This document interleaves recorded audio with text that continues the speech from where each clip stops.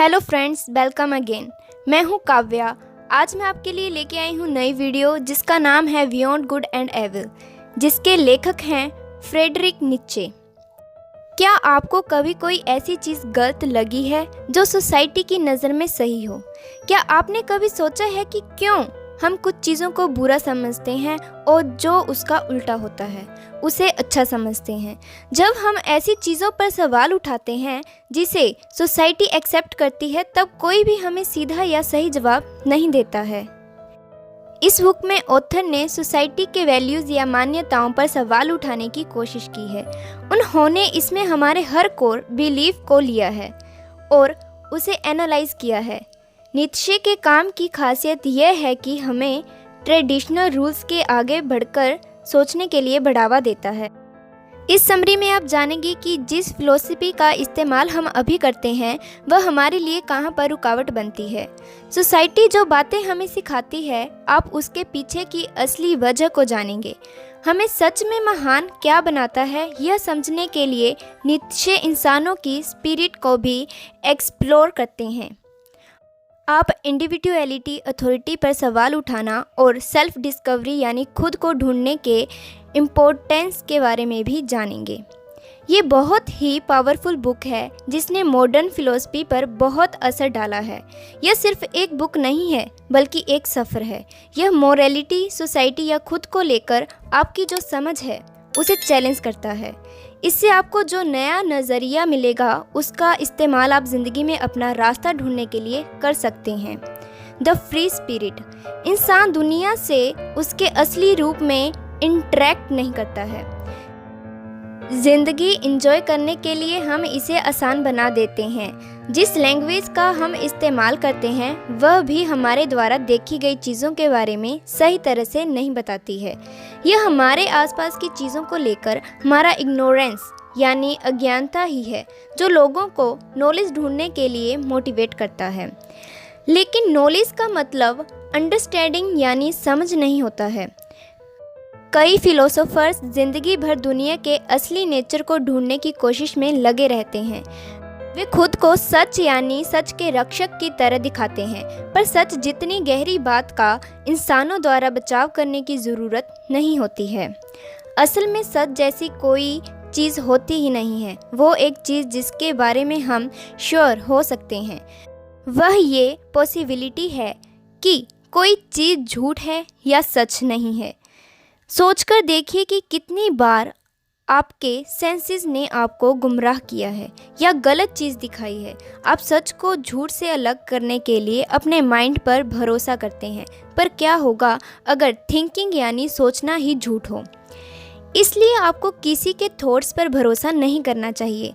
जब आप एक सोसाइटी में रहते हैं तो शक करना बदतमीज़ी जैसा लगता है, पर फिलोसॉफिकल थिंकिंग सोसाइटी में रहने से अलग होता है। फिलोसोफर का काम ही होता है किसी भी चीज़ पर भरोसा न करना, ऐसा सोचना कि आपको सच पता है और फिर उसका बचाव करना। आपको गुस्सा दिलाता है, डराता है और अकेला महसूस करवाता है। ऐसा ही बारूक स्पिनोज़ा और जियोडार्नो ब्रूनो जैसे ग्रेट थिंकर्स के साथ हुआ था।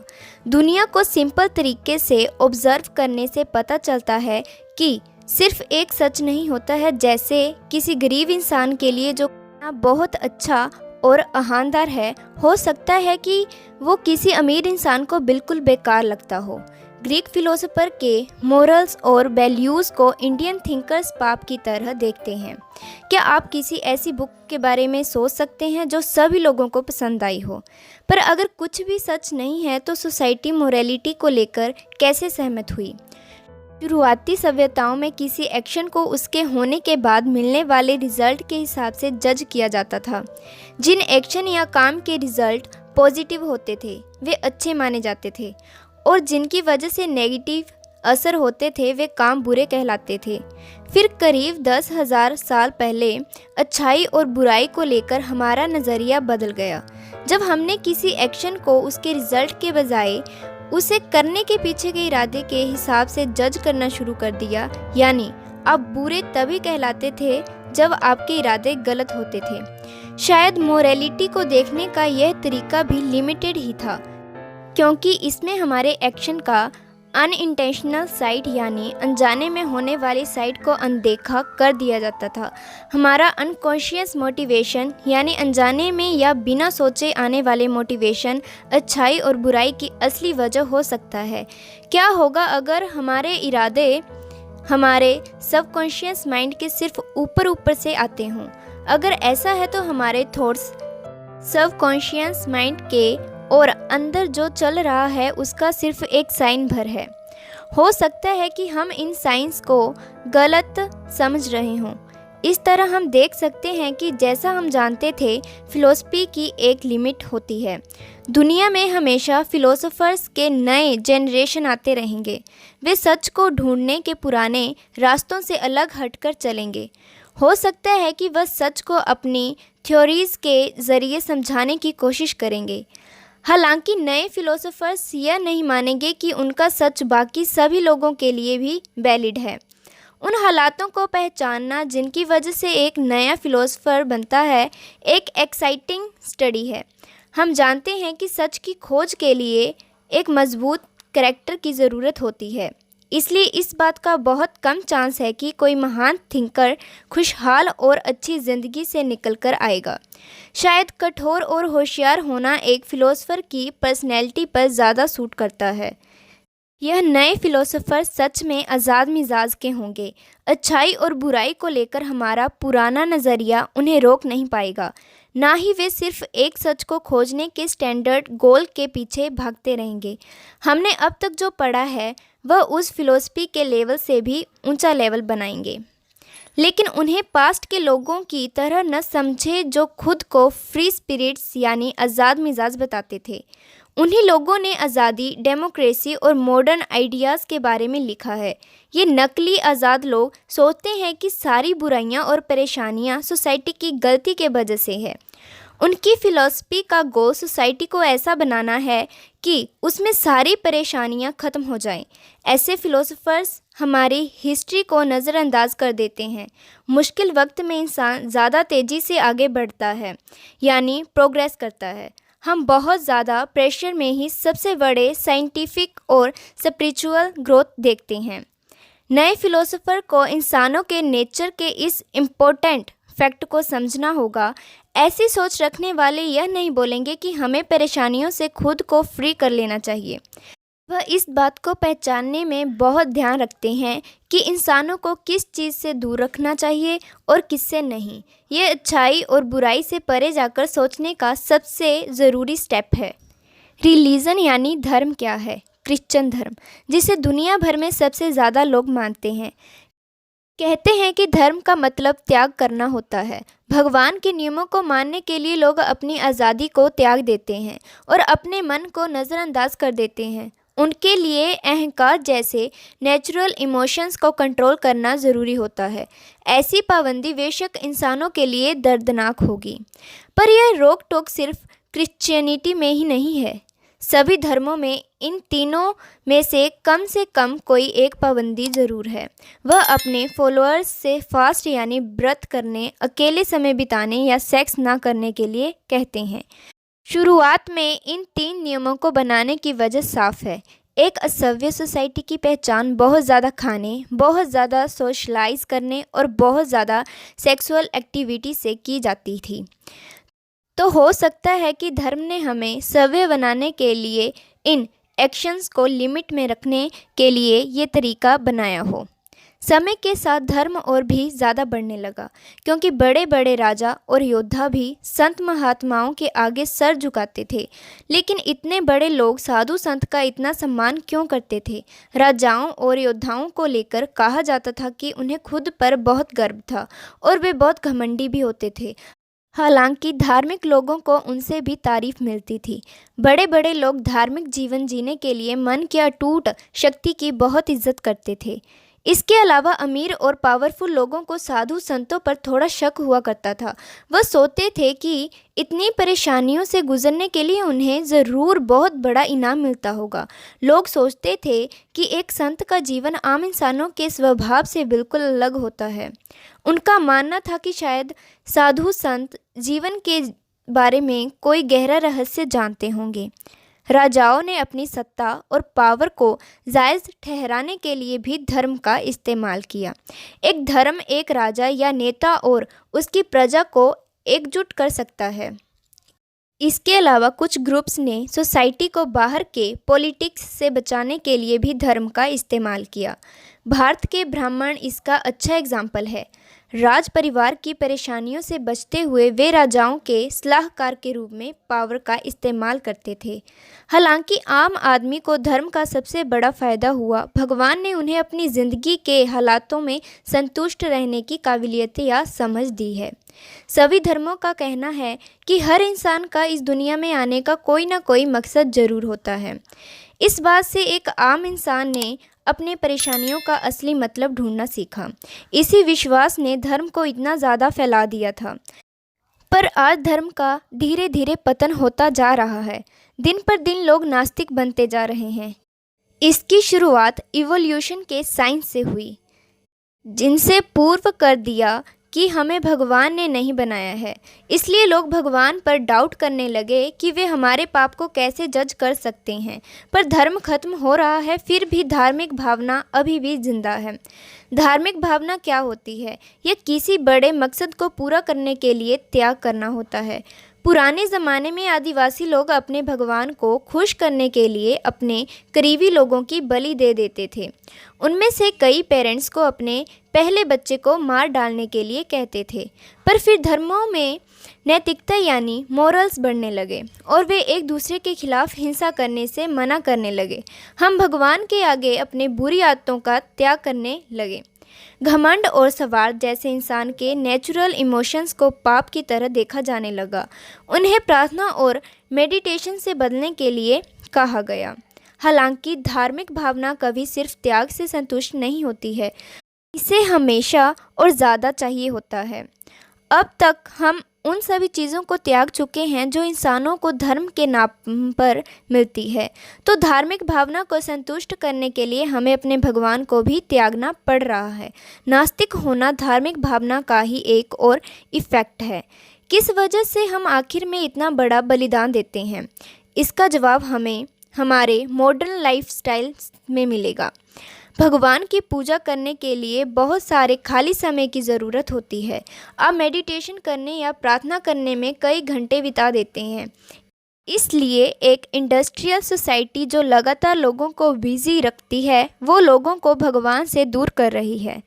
ज़्यादातर नास्तिक लोग धर्म के खिलाफ भी नहीं होते हैं। उन्हें वह सोसाइटी में इसका मकसद क्या है यह समझ नहीं आता है। अगर आप उनसे कहेंगे तो वे धार्मिक चीज़ों में हिस्सा भी ले लेंगे। ऐसे लोग अपने बिजनेस और परिवार के साथ ज़िंदगी बिताने के बारे में ज़्यादा सोचते हैं। वे भगवान से दूर इसलिए चले जाते हैं क्योंकि उनके पास भगवान के लिए वक्त ही नहीं होता है। हालांकि ध्यान रखें कि धर्म का ख़त्म होना ज़रूरी नहीं है कि बुरा ही हो। सभी धर्मों का पहला दोष है परेशान लोगों को लेकर उनका रवैया। ऐसे लोगों के बारे में सोचिए जो ज़िंदगी में हार गए हैं, जैसे कि बीमार, गरीब या अनपढ़ लोग। ज़्यादातर धर्म उन्हें बताते हैं कि उनके परेशानी एक ऐसी चीज़ है जिसकी उन्हें कद्र करनी चाहिए। सोचिए कि क्रिश्चियनिटी के फैलने से यूरोप पर क्या असर हुआ। इसने यूरोप के कई पावरफुल राज्यों को ख़त्म कर दिया और उनकी जगह नैतिक यानी मोरल लेकिन कमज़ोर राजाओं को दे दी। यूरोप में इसकी पॉपुलैरिटी की वजह से पीछे 2000 सालों में इंसान बस कमज़ोर होते गए हैं। आमतौर पर मोरालिटी का मतलब वह प्रिंसिपल्स हैं जो अच्छाई को बुराई से अलग करते हैं। हर सोसाइटी कुछ मॉरल्स के हिसाब से अपने नियम बनाती है, पर इंसान के लिए इतने ज़रूरी होने के बावजूद भी मॉरल्स के पीछे कोई साइंस नहीं है। फिलोसोफर्स का कहना है कि उनके मॉरल्स साइंस के हिसाब से और जांच परखकर बनाए गए हैं, पर उनके पैसे, स्टेटस और धर्म का इन मॉरल्स पर बहुत ज़्यादा असर पड़ता है। ज़्यादातर फिलोसोफर्स ने कभी मॉरल्स की हिस्ट्री या दूसरे देशों के मॉरल्स को पढ़ने की कोशिश नहीं की। इस वजह से कम जानने वाले इन फिलोसोफर्स को मोरालिटी की प्रॉब्लम कभी दिखी ही नहीं। उनका साइंस बस पुराने मॉरल्स को बताने का नया तरीका था। वह आस्था को बढ़ावा देने वाले लोग थे, न कि साइंटिस्ट। कई फिलोसोफर्स ने अपने पर्सनल कारणों की वजह से मोरालिटी के नए स्टाइल बना दिए। इमानुएल कैंट जैसे थिंकर्स चाहते थे कि अगर कोई दूसरा इंसान उनके आइडिया को इस्तेमाल करे तो उसका अधिकार उनके पास रहे। फिलोसोफर्स इन मॉरल्स के इस्तेमाल से या तो खुद की बेइज्जती करवा सकते थे या फिर खुद की इज्जत बढ़ा सकते थे। उनमें से कुछ अपने दुश्मनों की बेइज्जती करने के लिए या उन्हें नीचा दिखाने के लिए अपने फिलोसफीज़ का इस्तेमाल करते थे।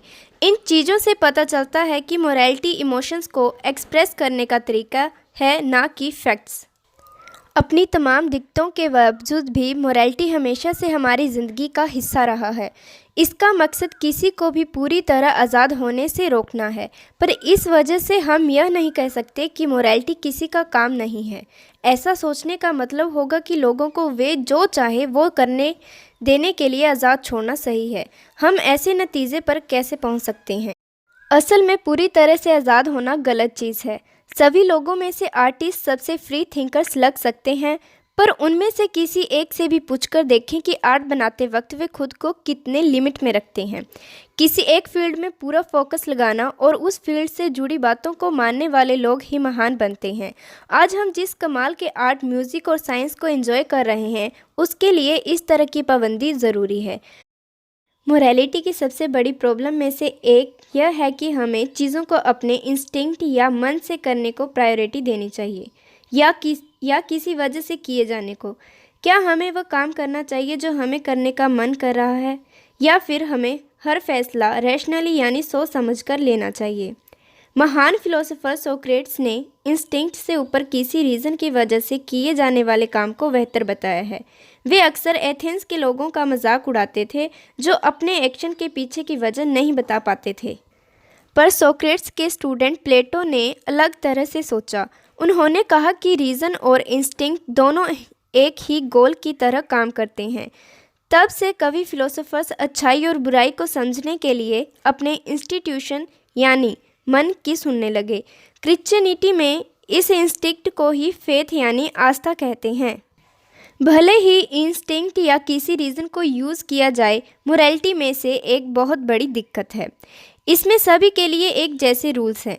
साधु संत कहते हैं कि हमें पेंशन और इमोशंस को खुद से दूर रखना चाहिए। स्पिनोज़ा कहते हैं कि हमें हमारी फीलिंग्स को एनालाइज करना चाहिए और उन्हें दबा कर रखना चाहिए। पर इन रूल्स को फॉलो करने की एबिलिटी आपके विल पावर पर डिपेंड करती है।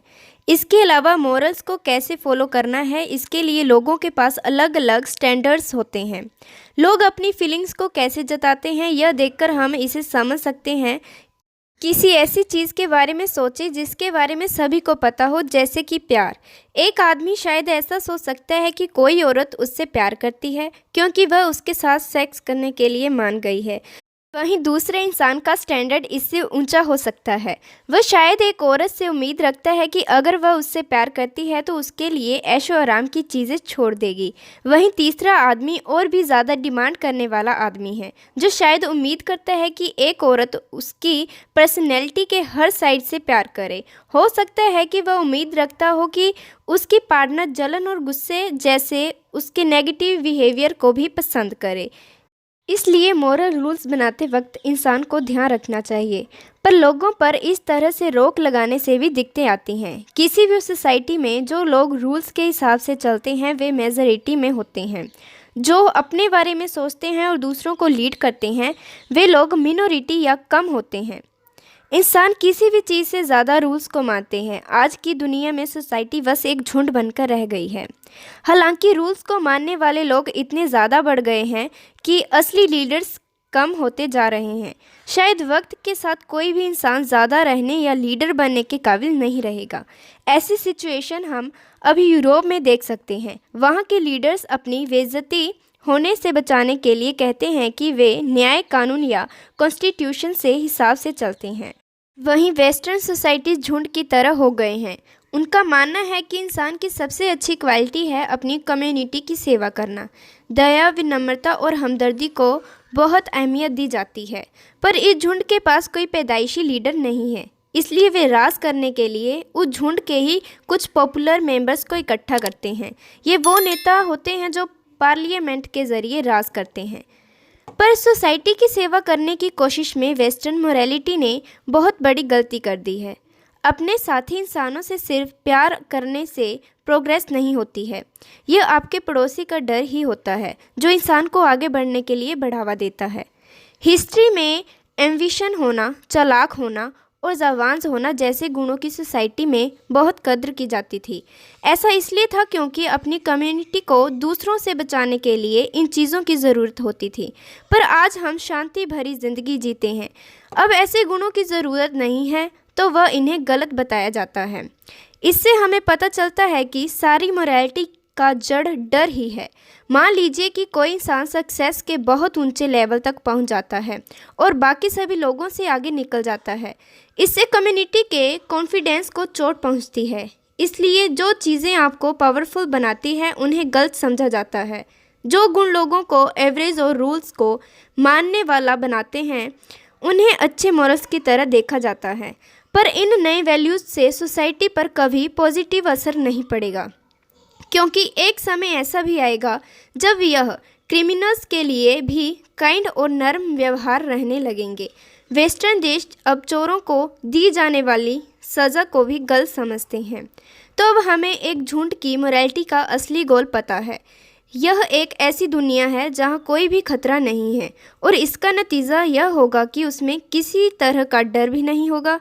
लेकिन अगर डर खत्म हो जाएगा तो उससे पैदा होने वाले मोरालिटी का भी अंत हो जाएगा। वर्च्यू यानी सद्गुण या नैतिक गुण, जो सही है उसे करने और जो गलत है उससे बचने का गुण, एक ऐसी क्वालिटी है जिसे मोरल या अच्छा माना जाता है। हमारे गुणों को ढूंढना और उन्हें फॉलो करना बहुत ही एक्साइटिंग टॉपिक है। फिर भी मोरालिटी यानी गुणों की स्टडी के बारे में लिखी गई बातें बहुत बोरिंग है और यह अच्छा भी है, क्योंकि अगर मोरालिटी इंटरेस्टिंग होता तो ज़्यादा लोग इस पर समय बिताते। कोई भी एक आइडियल दुनिया के मोरल्स के बारे में सोचने के लिए समय बर्बाद नहीं करेगा। मोरालिटी का मानना है कि जो चीज़ एक इंसान के लिए सही है वह बाकी लोगों के लिए भी उतना ही अच्छा है। पर ऐसे यह इस झूठ को मानती है कि सभी लोगों को एक जैसा बनाया गया है। हम सभी एक जैसे नहीं होते हैं। कुछ लोग दूसरों से महान होते हैं और जो लोग दूसरों से महान होते हैं उन्हें कॉमन मोरालिटी से चोट पहुंचती है। मोरल जजमेंट का असली गोल है बदला लेना। यह एक ऐसा टूल है जिसका इस्तेमाल स्पिरिचुअली कमज़ोर लोग किसी स्ट्रॉन्ग करैक्टर वाले इंसान पर हमला करने के लिए करते हैं। यह कमज़ोर माइंड वाले लोग अपनी गलती छुपाने के लिए किसी भी चीज़ का इस्तेमाल कर सकते हैं, यहाँ तक कि भगवान का भी। कमज़ोर लोगों को धर्म सिर्फ एक बात की वजह से पसंद होता है, क्योंकि वो कहता है कि भगवान के सामने सभी इंसान एक बराबर है। यही लोग नास्तिक लोगों की सबसे ज़्यादा बुराई करते हैं। उन मॉरल फिलोसफी के बारे में सोचिए जो इन कमज़ोर माइंड वाले लोगों ने बनाई है। उपयोगितावाद, उतारवाद, सुखवाद और निराशावाद, इन सभी में एक कॉमन फीचर है। ये सुख और दुख को नापकर मॉरल वैल्यूज़ को जज करते हैं। हर समझदार इंसान यह देख सकता है कि इस तरह से नापकर गुणों को जज नहीं किया जा सकता है। यह फिलॉसफी उन लोगों की मदद करने पर ध्यान देते हैं जो कमज़ोर, बीमार है या जिनकी किस्मत खराब है। इनका गोल इस बात का ध्यान रखना होता है कि कोई किसी परेशानी को ना झेल रहा हो। पर इंसानियत का क्या एक एक इंसान की खुशी के लिए हमें इंसानों के प्रोग्रेस का त्याग कर देना चाहिए? दुख के ख़त्म हो जाने से इंसानों के आगे बढ़ने पर लिमिट लग जाएगा। मुश्किल समय हमें स्ट्रिक्ट तरीके से डिसिप्लिन रखने के लिए मजबूर करता है और यही डिसिप्लिन इंसान के बड़े बड़े अचीवमेंट के लिए जिम्मेदार है। दर्द से गुजरने से ही हमें ताकत मिलती है। डर का सामना करने से ही हिम्मत आती है। किसी चीज़ के ना होने की वजह से ही इनोवेशन होते हैं। वो गुण जिनकी हम कद्र करते हैं वे हमारी परेशानियों का सामना करने की वजह से ही बने होते हैं। इंसान बाकी सभी जानवरों से अलग होते हैं क्योंकि हमारे दो साइड हैं। एक है क्रीचर यानी प्राणी जो एनवायरनमेंट में रहता है और बंदर से बिल्कुल भी अलग नहीं होता। पर इंसानों के अंदर क्रीटर भी होता है। मॉरल फिलोसोफर्स प्राणी पर दया करके अपनी थ्योरीज देते हैं, लेकिन वे उस क्रिएटर पर बिल्कुल भी ध्यान नहीं देते जो परेशानियों के दौर में ही आगे बढ़ता है। कोई भी प्राणी या जानवर सुख दुख महसूस कर सकता है, लेकिन इंसान होने के नाते हमें उससे कुछ ज़्यादा करने की तरफ काम करना चाहिए। शायद हम यहाँ तक भी कह सकते हैं कि इंसान की परेशानियाँ और बढ़नी चाहिए। सभी कल्चर को सबसे ज़्यादा खुशी क्रूरता करके मिलती है। प्राचीन रोमन लोगों के लिए इसका मतलब था तलवारबाजों को मरने तक लड़वाना। क्रिश्चियन के लिए इसका मतलब जेसस को सूली पर चढ़ाना था। वर्किंग क्लास का सबसे बड़ा सपना है एक रेवोल्यूशन में उसके लीडर्स को जड़ से उखाड़ फेंकना। पर इंसान सिर्फ दूसरों पर अत्याचार करके ही खुश नहीं होते हैं, हम खुद अपने लिए भी परेशानियां चाहते हैं। इसका सबसे अच्छा एग्जाम्पल है कि कैसे धार्मिक कारणों के लिए लोग अपनी इच्छाओं को ख़त्म कर देते हैं। मोरल फिलोसोफर दूसरों को गुण सिखाने की कोशिश करते हैं, पर यह बेतुका है क्योंकि कुछ सिखाकर लोगों को एक लिमिट तक ही बदला जा सकता है। कुछ गुण इंसान का बेसिक नेचर होते हैं। यही कारण है कि कुछ आइडियाज़ आपको सही लगते हैं लेकिन वे दूसरों को सही नहीं लगते। इसलिए आपको उन्हीं गुणों की प्रैक्टिस करनी चाहिए जो आपको समझ में आते हैं। इन मॉरल्स को ढूंढने के लिए ईमानदारी से खुद के अंदर झांकें। हो सकता है कि सोसाइटी आपको गलत समझती हो। आप शायद सोचते होंगे कि आपके गुण सही नहीं हैं। आपको नीचा दिखाने वाली इन बातों को अनदेखा करें। सभी भगवानों को कभी न कभी शैतान समझा गया है। सभ्यताएं जितनी सही होती हैं उससे कहीं ज़्यादा बार गलत होती हैं। उनकी सबसे बड़ी गलती यह मानना है कि सभी गुण सभी लोगों के लिए समान रूप से ज़रूरी है, लेकिन जो बात एक इंसान के लिए सही है वही दूसरे इंसान के लिए गलत हो सकती है। विनम्रता जैसे गुण के बारे में सोचिए। एक मॉरल फिलोसोफर सोचेगा कि जो इंसान विनम्र होता है वो कभी गलत नहीं होगा। पर क्या होगा अगर उस इंसान का जन्म एक महान लीडर बनने के लिए हुआ हो? क्या होगा अगर उसे सिर झुकाना और ऊंचा स्टैंडर्ड ना रखना सिखाया जाए? बेशक यह एक बहुत अच्छे गुण को बर्बाद करना होगा, इसलिए ऐसा कहना गलत होगा कि हर मॉरल सभी लोगों के लिए सही होता है। एक ऐसी सोसाइटी में इंसान आगे नहीं बढ़ सकते हैं जहां पर सभी बराबर हों।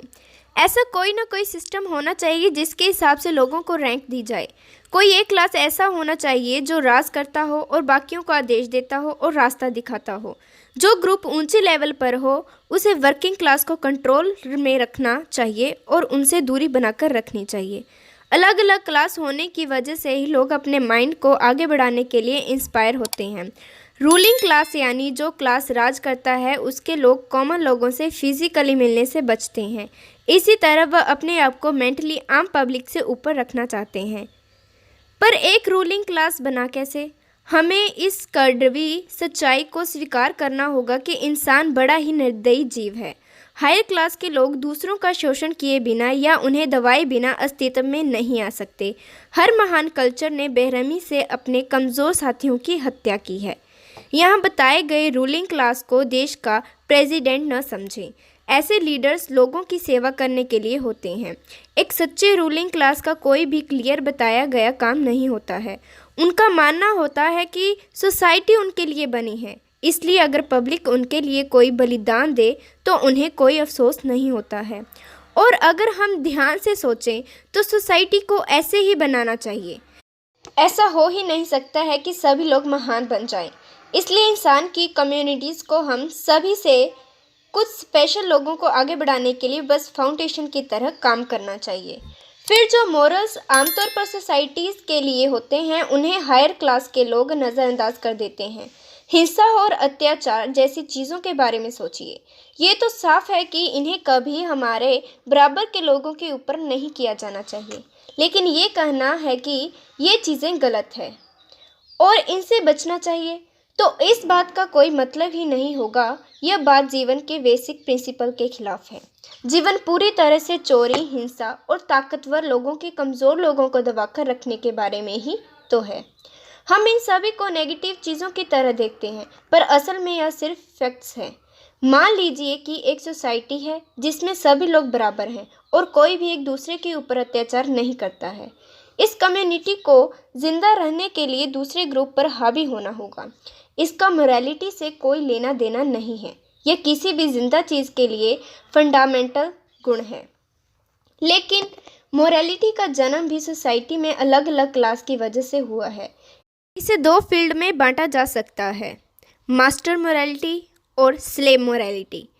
आमतौर पर क्या अच्छा है और क्या बुरा, यह तय करने के दो तरीके हैं। सोचने के ये तरीके इस बात के हिसाब से इन्वॉल्व होते हैं कि सोचने वाला रूलर यानी राज करने वाला है या वो है जिस पर राज किया जा सकता है। मास्टर मोरालिटीज़ इंसान के कुछ व्यवहार को अच्छा समझती है। यहाँ पर अच्छे और बुरे की जगह नोबल यानी नेक या शरीफ और बदनाम जैसे शब्दों का इस्तेमाल करना ज़्यादा सही होगा। जिन चीज़ों को वे नेक मानते हैं वह ईमानदारी और हिम्मत जैसे वैल्यूज़ हैं। मास्टर मोरालिटी जैसे अपने स्टैंडर्ड्स को इंसान पर लागू करती है, ना कि हमारे एक्शन पर। मास्टर मोरालिटी को परंपरा और बड़ों की इज्जत करने के लिए भी जाना जाता है। यह साफ साफ मॉडर्न थिंकिंग के खिलाफ है जो प्रोग्रेस और फ्यूचर को ज़्यादा वैल्यू देते हैं। पर मास्टर मोरालिटी का सबसे अनकंफर्टेबल हिस्सा यह है कि इसमें सिर्फ अपने बराबर के लोगों को वैल्यू दी जाती है। इसका मतलब है कि आप अपने से कम रैंक वाले किसी इंसान के साथ जैसा चाहे वैसा व्यवहार कर सकते हैं। वहीं दूसरी तरफ स्लेव मोरालिटी का जन्म उस तरह के माइंड से होता है जिन्हें कंट्रोल किया जाता है और जो आज़ाद नहीं होते हैं। ऐसे लोग राजाओं के बताए हुए किसी भी अच्छे चीज़ पर विश्वास नहीं करते हैं। स्लेव मोरालिटी का कहना है कि अमीर लोग असली खुशी के बारे में नहीं जानते हैं। इस तरह की मोरल थिंकिंग में हमें पता चलता है कि बुराई अच्छाई का उल्टा है। गुलामों का मानना है कि जिसके पास पावर होता है वह नेचुरली बुरे ही होते हैं। वर्कर्स के अपने मालिक के पावर से डरने की वजह से ऐसी सोच बनी है। स्लेव मोरालिटी में सिर्फ ऐसे बिहेवियर की कदर की जाती है जो दुख का झेलना आसान बना देते हैं। इन फिलोसोफर्स के लिए दया, काइंडनेस, हमदर्दी और दरिया दिली सबसे ऊंचे गुण होते हैं। वह मेहनत, सब्र और मोटिवेशन को भी बहुत इम्पोर्टेंस देते हैं। पर स्लेव और मास्टर मोरालिटी में साफ साफ आज़ादी का अंतर होता है। राजाओं का मानना होता है कि परंपराओं से बंधे रहना अच्छी चीज़ है, पर स्लेव मोरालिटी आज़ादी चाहती है और इसे ही असली खुशी की तरह देखती है। गुणों को लेकर हमारा मॉडर्न डेफिनेशन मास्टर और स्लेव मोरालिटी को मिलाकर बनता है, पर कई सोसाइटीज़ में गुण ज़रूरत की वजह से बनते हैं। मान लीजिए कि एक कम्युनिटी मुश्किल समय से गुजर रही है। उसके गुण वह क्वालिटीज़ होंगे जो उसके मेंबर्स को ज़िंदा करने के लिए चाहिए होंगे। इन क्वालिटीज़ को अच्छे से सिखाए जाने का ध्यान रखने के लिए सोसाइटी सख्त कदम उठाती है, पर धीरे धीरे मुश्किल वक्त बीत जाता है। अब उन गुणों को इतनी सख्ती से डेवलप करने की ज़रूरत नहीं होती है। सोसाइटी सभी को ज़्यादा आज़ादी देने लगती है और इस आज़ादी की वजह से ही लोगों में फ़र्क पैदा होता है। कुछ लोग ज़्यादा बुरे और बेईमान बन जाते हैं, वहीं दूसरे पुराने गुणों से आगे बढ़ना चाहते हैं और ज़्यादा ऊंचे स्टैंडर्ड तक पहुंचना चाहते हैं। यह नेक लोग खुद को सभी लोगों से ऊपर रखते हैं। उनका मानना होता है कि अपने फ़ायदे के लिए दूसरों का बलिदान देना सही है। शुरुआत में ऐसा लग सकता है कि वे घमंडी और मतलबी हैं, पर धीरे धीरे यह नेक लोग सोसाइटी में अपने बराबर के लोगों को पहचान लेते हैं। फिर यह मान लेते हैं कि दूसरों को भी उतने ही हक मिलने चाहिए। पर एक इंसान को अपने बराबर के लोग कैसे मिलते हैं? इसका सबसे आसान तरीका है बातचीत करके। शब्दों का फिक्स्ड मतलब होता है। हालांकि हम जानते हैं कि वे कॉन्सेप्ट को हमेशा पूरे सही तरीके से नहीं समझते हैं। हम शब्दों का इस्तेमाल करके तभी बातचीत कर सकते हैं जब उनका हमारे माइंड में एक ही मतलब हो। इसी वजह से एक देश के लोग एक दूसरे को ज़्यादा अच्छे से समझ पाते हैं। एक फॉरेनर जो उनकी भाषा बोलता है उसे उनके जैसा सेम एक्सपीरियंस नहीं होता है। एक जैसे हालात में साथ रहने से एक ग्रुप के लोग एक दूसरे को बेहतर तरीके से समझ पाते हैं। इंसानों के रिश्ते के लिए यह अंडरस्टैंडिंग यानी समझ बहुत ज़रूरी है। कितनी बार लोग इस बात को गलत समझते हैं कि कोई उन्हें पसंद करता है या नहीं। दो पार्टी एक ही बात का अलग अलग मतलब निकालती है। ऐसा कन्फ्यूज़न खतरे के समय में नहीं रह सकता है। इसी वजह से जो सोसाइटीज़ एक कॉमन मुसीबत का सामना कर रही है वह एक दूसरे के साथ मिलकर रहती है। पर अगर बातचीत करने के लिए आपको कॉमन वैल्यूज़ की ज़रूरत होती है तो उन लोगों का क्या जो सबसे अलग होते हैं? ज़्यादा चांसेस हैं कि वह अकेले और सबसे अलग थलग रहेंगे।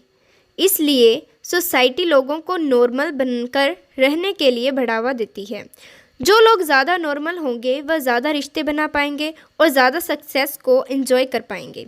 पर क्या सभी इंसानों को एक जैसा बनाने से मानव जाति ज़्यादा महान बन जाएगी? असल में एक नेक इंसान का दुख और अकेलापन ही वह चीज़ होता है जो उसे बाकियों से ऊपर उठा देता है। पर ऐसे महान लोग नहीं चाहते कि लोग उन्हें दया की नज़र से देखें, इसलिए वो अपनी परेशानियों को दुनिया से छिपाकर रखने के लिए मास्क पहन लेते हैं। आमतौर पर वे खुश रहने का नाटक करते हैं। वह अपना दुख जताने के बजाय चाहते हैं कि लोग उन्हें बहुत खुश रहने वाला इंसान समझें। महान थिंकर चाहते हैं कि उनके आसपास के लोग उन्हें गलत ही समझें, क्योंकि अगर वह उन्हें समझ लेंगे तो इसका मतलब होगा कि उन्हें अपने बराबर का कोई इंसान मिल गया है। इसका मतलब होगा कि उनकी बुद्धि और दुख बराबर है।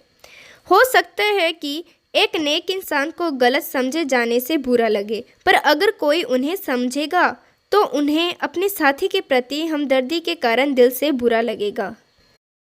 सबसे पहले आपने मोरल फिलॉसफी के लिमिट के बारे में जाना। यह हमें बताता है कि सिर्फ एक ही सच होता है, भले ही ऐसा होना नामुमकिन क्यों ना हो। हम सिर्फ प्रैक्टिकल कारणों से मोरल्स के मौजूदा डेफिनेशन को सही मानते आए हैं। फिलॉसफी सिर्फ तभी डेवलप होगी जब आज़ाद लोगों का ग्रुप उसे बदलेगा, पर उन्हें उन थिंकर्स के जैसा न समझे जो आज़ादी की बात करते हैं।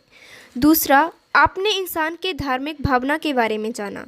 हम किसी बड़े काम को पूरा करने के लिए त्याग करते हैं। पास्ट में यह काम भगवान के लिए होते थे, पर अब सोसाइटी के इंडस्ट्रियलाइज होने की वजह से नास्तिक लोग बढ़ते जा रहे हैं। लेकिन नास्तिक लोगों का बढ़ना बुरा नहीं है, क्योंकि धर्म हमें कमज़ोर बनाता है। तीसरा, आपने मोरालिटी की हिस्ट्री के बारे में जाना। मोरल फिलोसोफर फैक्ट्स के बेसिस पर नहीं बल्कि इमोशंस के बेसिस पर काम करते हैं। जो चीज़ें एक इंसान के लिए सही है वो बाकी सभी लोगों के लिए सही नहीं हो सकती है। परंपराओं और नियमों को मानते रहने की वजह से हम झुंड की तरह बन गए हैं। यह इंसान को महान बनाने वाले सभी लोगों को गलत बताता है। चौथा, आपने वर्च्यू यानी गुणों के बारे में जाना।